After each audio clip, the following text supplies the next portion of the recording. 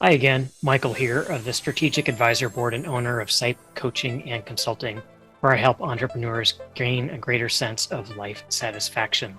All right, on today's episode of Empowered Leadership, we're going to talk about a touchy subject: 5 ways supportive leaders approach emotional conversations.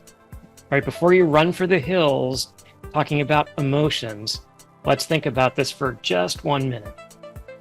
Nobody is a robot when they come to work. Everybody has some amount of emotions, whether it's anger, whether it's distrust, whether it's joy, whether it's compassion. We all have various emotions throughout the day, and they constitute our personal energy. So our thoughts and our emotions, and then the behaviors or actions associated with that constitute our personal energy. Well, emotions are a huge part of that. And so I think it's important to know how people who are good leaders approach emotional conversations.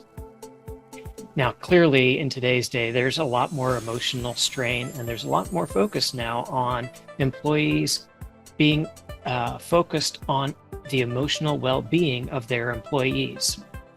Quick story: a roommate from mine from college works for a financial management company, very large company, well known. And his boss, the big portfolio manager for all of the city that they work in, that portfolio manager had well over $1 billion under assets in management. Now, I don't know about you, but that's a lot of money to me. And so that kind of pressure might be a lot. But there were no signs that this boss had any challenges, but he basically committed suicide. He had a stable marriage, stable family, very well successfully financially, and was doing a good job at work, yet still had some mental challenges that were unseen. And basically there was no sort of checks and balances or emotional well-being support within the company.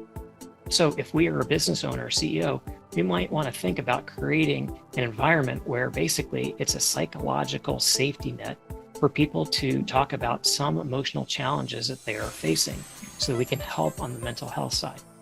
Now, sometimes as business managers, we tend to be dismissive and sometimes about those emotional challenges people might have. So we might try to minimize the pain or negate it.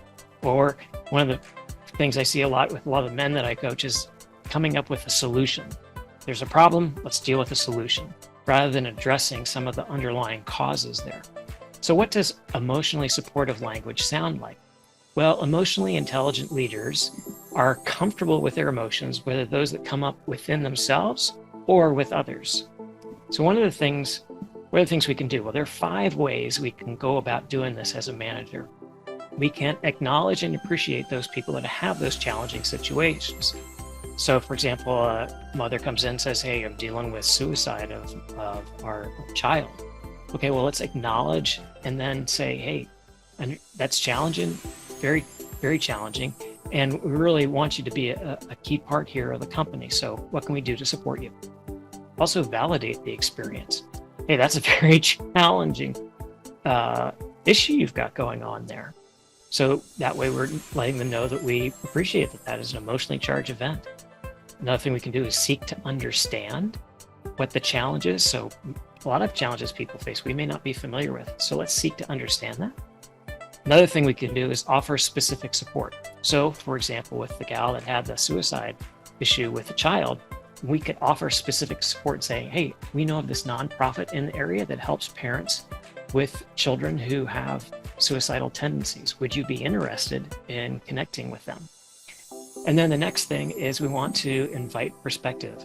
Say, "Hey, I know of some other people who have gone through something very similar to what you had. Would you be interested in hearing a little bit about how they dealt with it?" All right, so those are 5 ways that we can create a psychologically safety area for people to share those challenging things, because if we are going to be invested in their mental health and their well-being, then it means we have to know a little bit about what's emotionally charging. All right. Hope you found these tips helpful for you. And if you did, please click the like button down below. And if you have any questions or comments, please put that in the comment section.